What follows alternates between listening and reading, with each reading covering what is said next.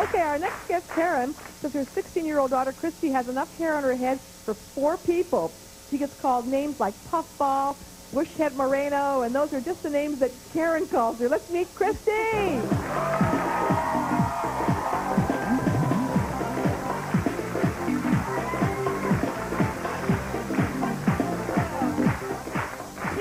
Yeah. Look at this. I mean, what's a mother to do? This poor kid. Are you her hairdresser?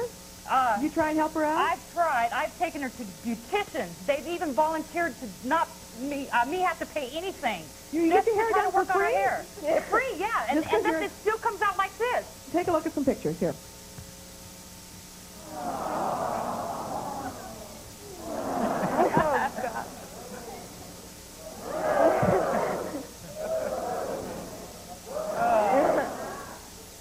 You never wear your hair down, ever? Never. Not even to sleep? Not even to sleep. What would happen?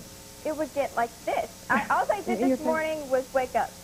That's all I did to get it like I mean, if she combs, don't even try to put a comb in this hair. If you do, not only does it get lost, but when you take it out, there's no teeth left. You know? Yeah. It's like going in here trying to find and they're in the hair. nothing. They're in the hair. Poor baby. Well, we got a lot going on in the green room back there. We have, can we have another update? This was Christy's hair before we got our hands on it. And here's the new Christy.